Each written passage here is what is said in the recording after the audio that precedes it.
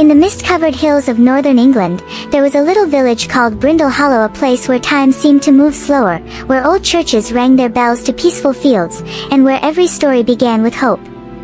There, in a small wooden cottage filled with clocks of every kind, lived a young woman named Angelina Wren.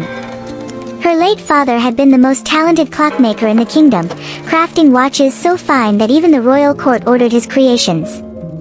But after he passed away, Angelina's world grew quiet. Her stepmother, Lady Thorne, took over the home, turning it into her own grand estate. Angelina was no longer the clockmaker's daughter, she became the helper in her own house. Every morning, before dawn, she swept the floors, polished the silver, and wound every clock her father had made.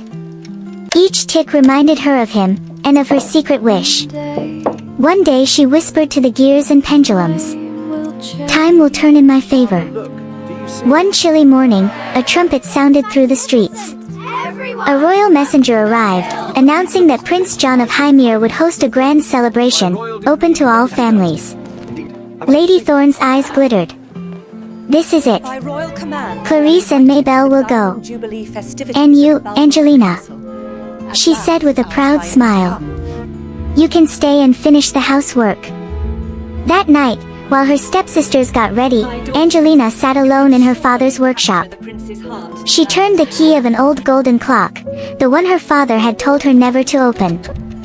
The clock struck 13 times, though clocks never do.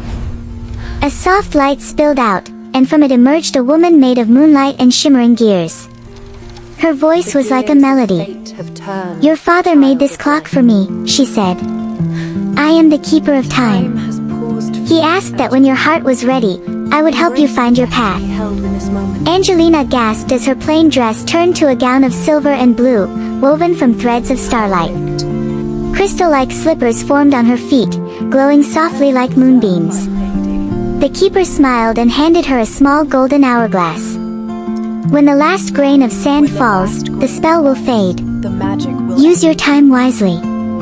The palace shone brighter than the stars that night. Candles reflected in golden mirrors, violins filled the air, and families arrived from every corner of the kingdom. When Angelina stepped into the hall, silence fell.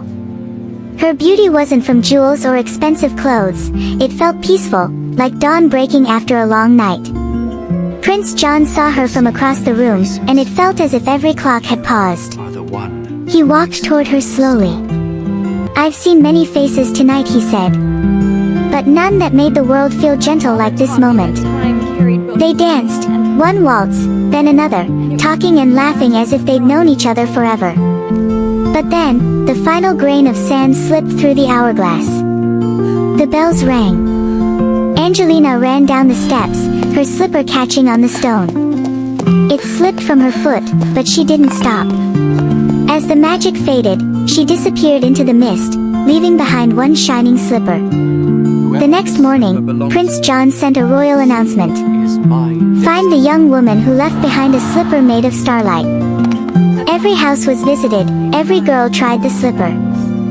None fit. Meanwhile, Lady Thorne kept Angelina upstairs, unsure and anxious. Angelina sat quietly, holding the pieces of her father's old clock. Then she heard a faint ticking.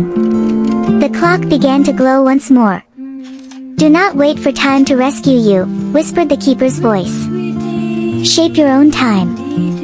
Angelina used the gears, springs, and wires to build a small golden bird.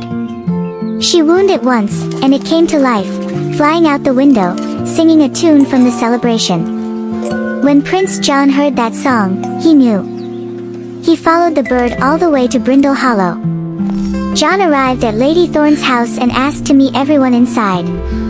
Clarice tried the slipper, it didn't fit. Maybelle tried, still no.